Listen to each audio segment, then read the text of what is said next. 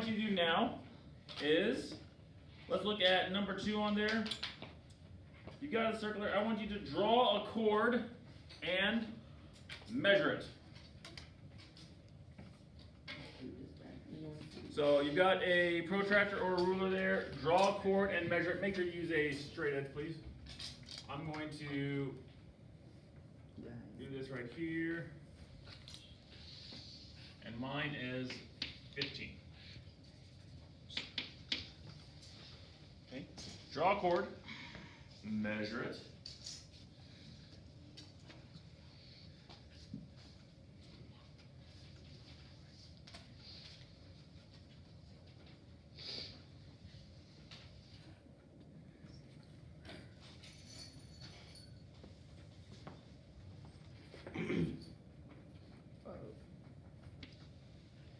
Then I want you to draw a perpendicular line from the chord to the center. Okay? From the chord to the center. Make sure it is exactly 90 degrees. Okay? You might get on that here. We use the side of my ruler. On here. Do you want to go through the center or just to the center? Just to the center.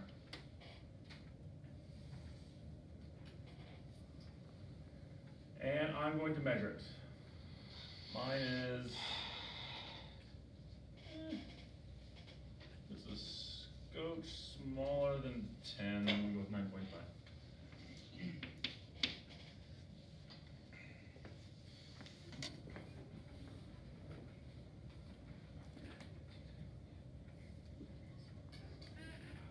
Now I want you to draw a chord the exact same length.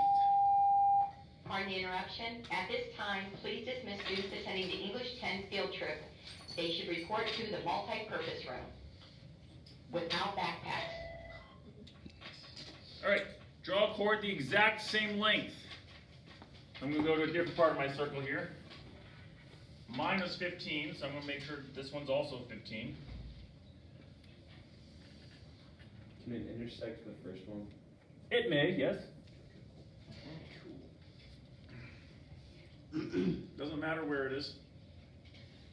So this is also 15.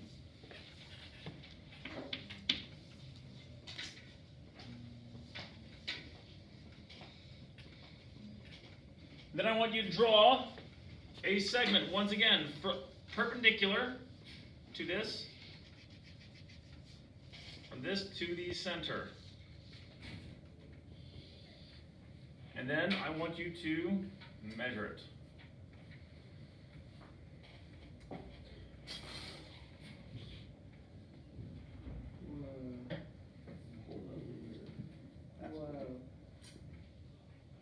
That's a little neat. A little. Not gonna lie, that's kind of cool. Mine is also 9.5. It's 9.5 away from the center. That's kind of cool. Does everybody have pretty much the same thing? No, No? I have 1.3 instead of 1. Yeah. Both your segments perfectly congruent? I'm gonna remeasure. And make sure your chords are congruent. They should be perfectly congruent. If the chords are the same, then they're Equidistant. equidistant from the center. You did. Good job. Hey, you're getting better. If two chords are congruent, then they are equidistant or equidistant from the center. That's F on your paper there.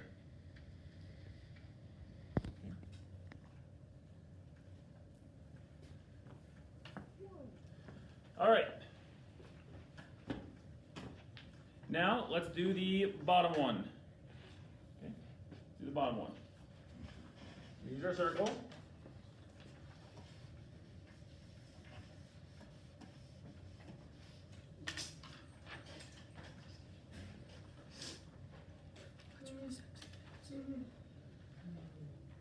So step 1 says draw a chord. Okay. Draw another chord. Go. Do we have to measure it? Darren. Well, the steps are right there next to it. Oh. It says draw a diameter perpendicular to the chord. The chord. So it's got to be perpendicular to the chord. You can draw the diameter anywhere, but it has to be perpendicular to the chord. You want to go through it? Hmm? You want to go through it? Yes. Because if it's not going through it, then it's not perpendicular, buddy. Or diameter. My bad. Is that another tally? Dude. That's Dr. Tally. No, that's we're gonna call that a brain fart whoopsie. That's not a You're being too generous to.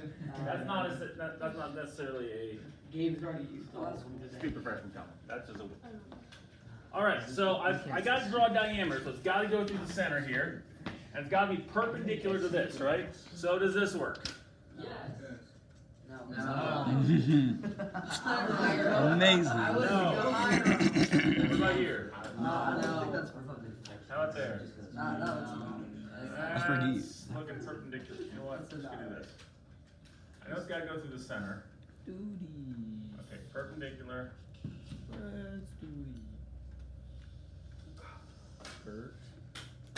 All right. Now, if you would please measure the two parts of the chord.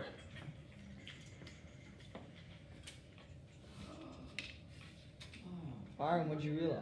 Alright, each side of the chord is 8, Whoa. 8, Whoa. 2.6, 2.6. Wow. apparently really better. Close enough, close enough. 1.7. Wow. Write down what you notice.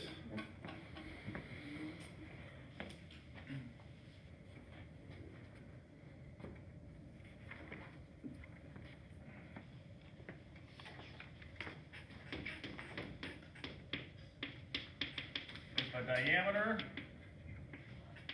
is perpendicular to a chord, then blank.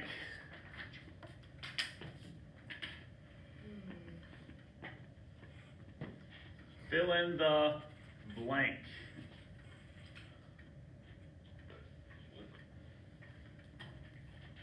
If the diameter is perpendicular to a chord, then blank. The chord is bisected. You want to put it a different way. The chord is bisected.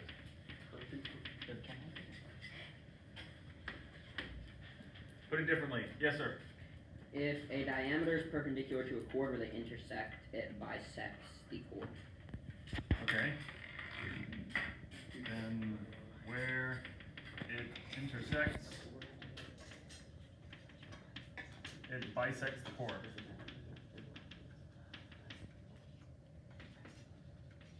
What do you write?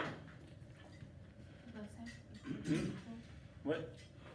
That's If the diameter is perpendicular to the chord, then both sides of the chord are equal. okay. Then both sides of the chord are equal.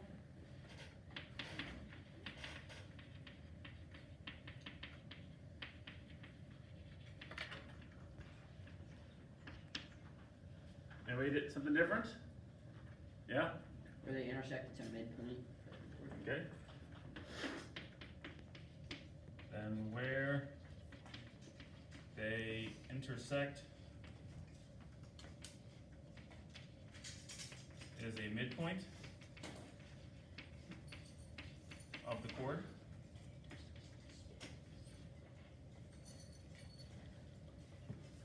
All those are good.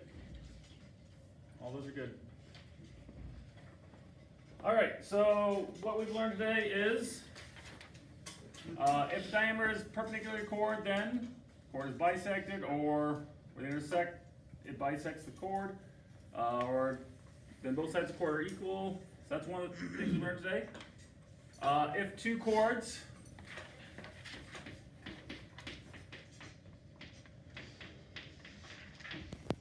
are congruent,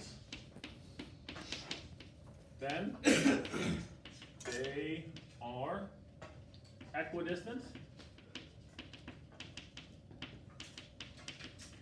from the center.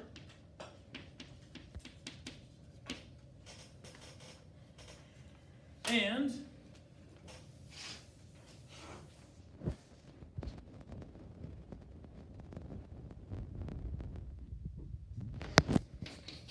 if two chords are congruent,